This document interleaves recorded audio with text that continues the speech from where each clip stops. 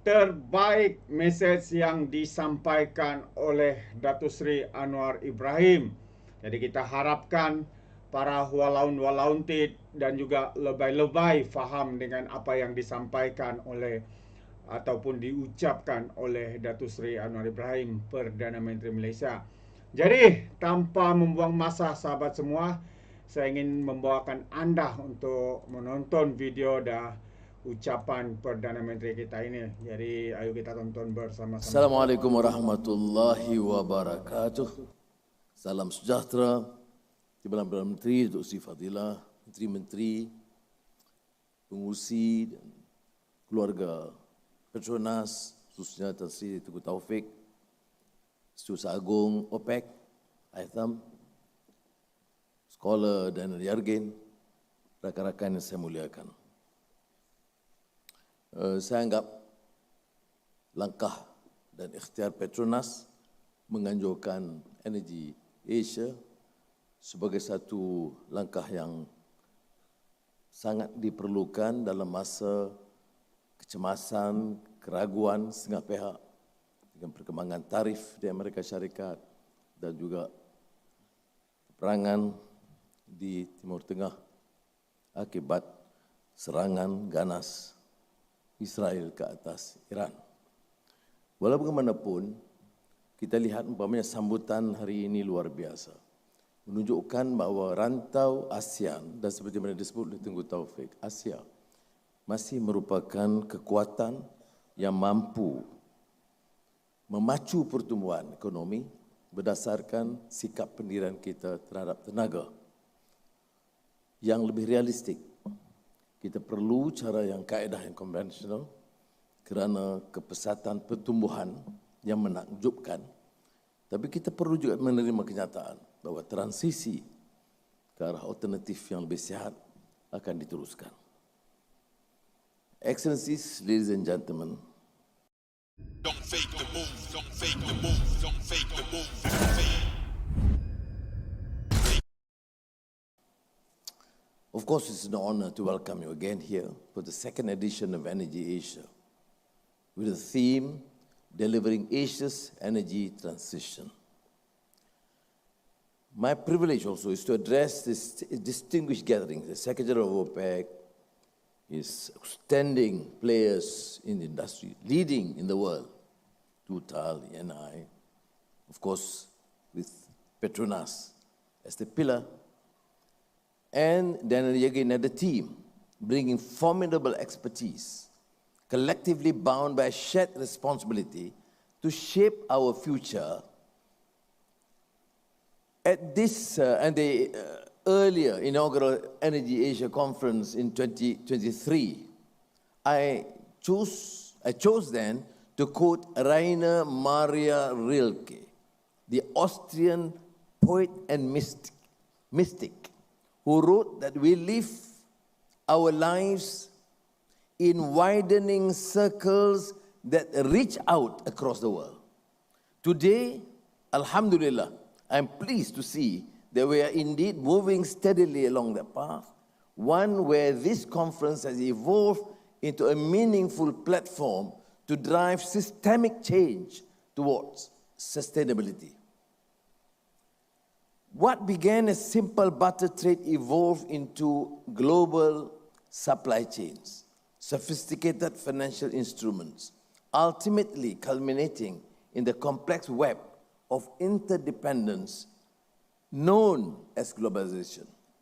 Here in Asia and here in Malaysia, we take a very serious view of those who claim that globalization is only the contribution or the experience after Western civilization. We have countries from Makkah to Medina to Malacca to China who actually participated and experienced globalization in real terms, more transparent, interconnected, and essentially treating trading partners as real partners. And there's no, to my mind, truth in suggesting there's a recent import from Western civilization. This is a separate note, which is not in the text, Daniel. That is why now, failing to accept these values and ethics, the interconnectedness is under strain. A rising tide of protectionism, narrow nationalism, signals a shift towards post-globalized world. Geopolitical tensions, retaliatory tariffs, and disrupted supply chains have fueled uncertainty, eroding the predictability, reliability, and stability that global trade and economic systems once offered. This fragility is perhaps most evident in the energy and climate domain. Rather than fostering collaboration, we are witnessing polarizing policy shifts driven by strategic competition, even as energy security remains out of reach for many. Here in Asia, we hold fast to the belief that diplomacy prevails over autocracy, that healthy competition can coexist with mutually beneficial outcomes. Our vision for ASEAN 2025 reflects this belief as we strive to strengthen centrality and cohesion within the region and with friendly nations.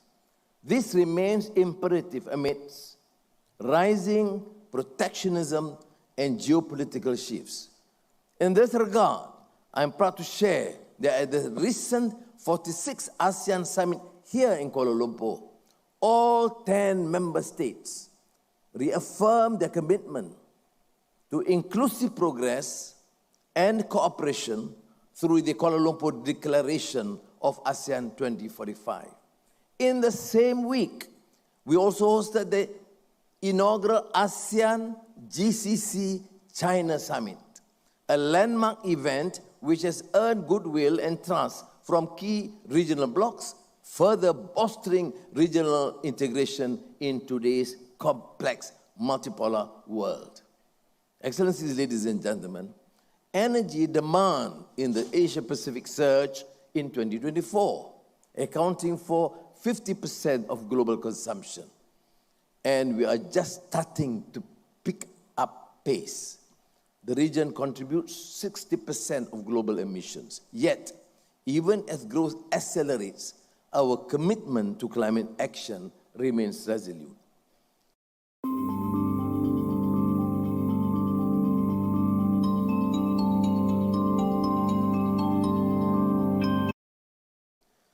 In Southeast Asia, 8 out of 10 countries have set net zero targets.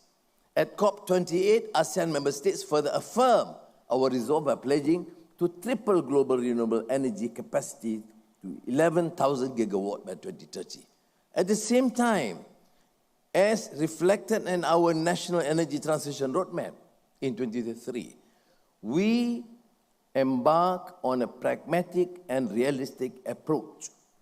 We know what our demands,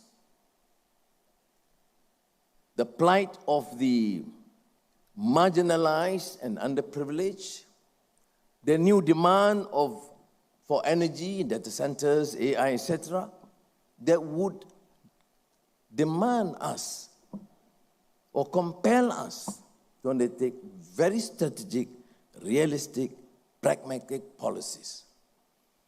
So we have to confront a central challenge. How do we deliver a just and equitable energy transition for Asia, which will almost certainly require a significant increase in investments across a diverse range of energy projects?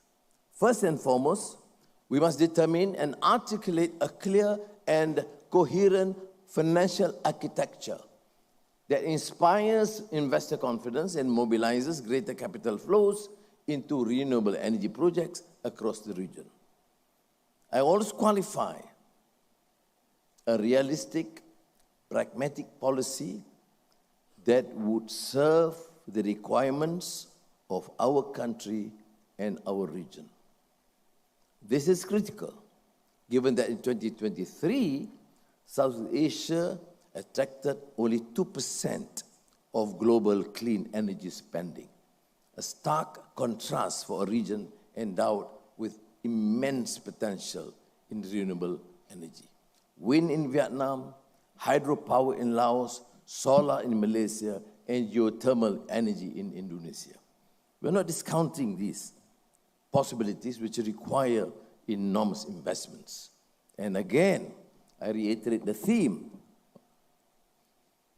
of, or the thesis of my presentation is to accept the realities, the demand, at the same time to craft a policy that's seen to be realistic and pragmatic and accept the dictates of the period, not the dictates of others.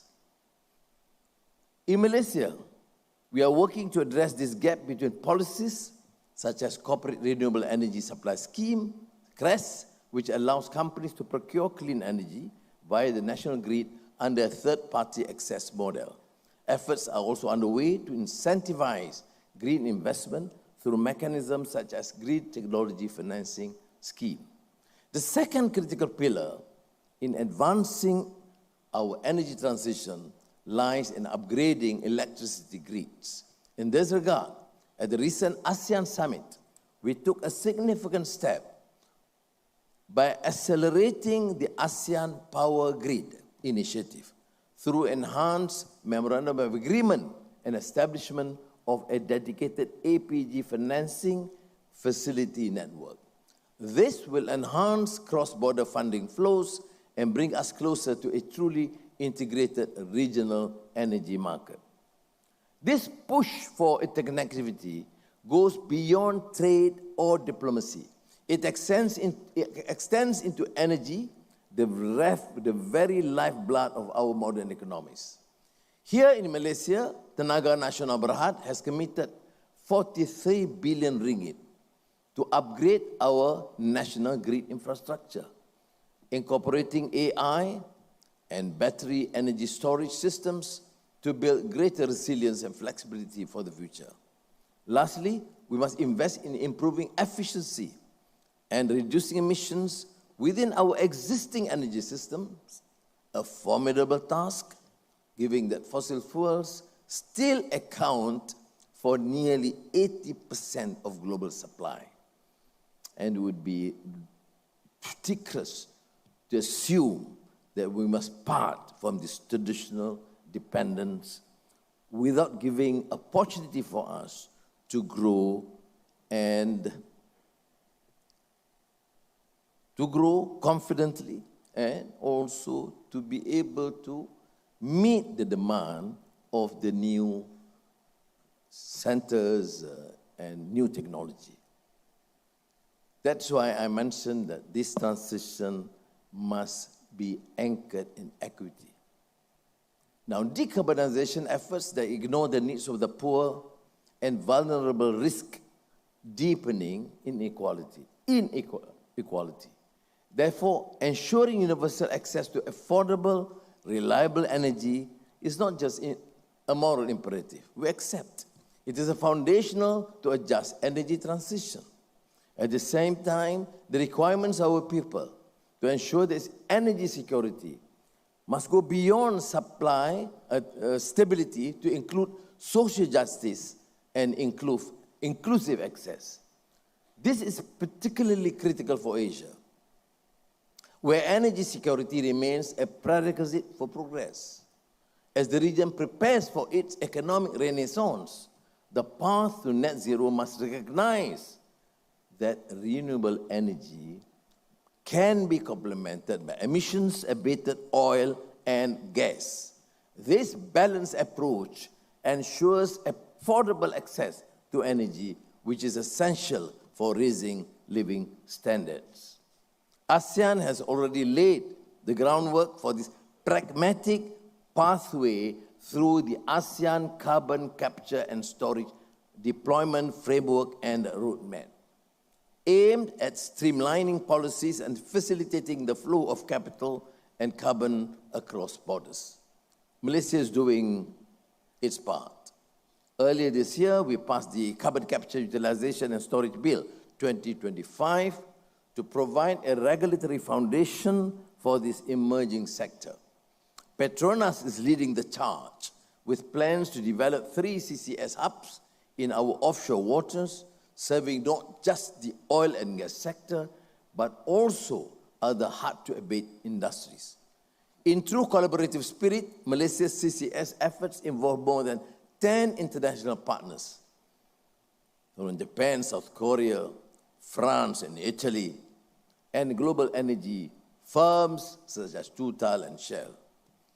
Petronas is also working with INEOS, Mitsubishi, and JAX Nippon to explore the transportation and storage of CO2 from Tokyo Bay Area to Malaysia. This positions CCS not only as a vital decarbonization tool, but also as a promising new revenue stream for the region. Excellencies, ladies and gentlemen, there is much yet that we must do. With your diverse expertise, I look forward to the practical solutions and pragmatic initiatives that will contribute towards delivering Asia's energy transition. Terima kasih. Wassalamualaikum warahmatullahi wabarakatuh. Thank you, Yang Amat Berhormat Datuk Seri, for your bold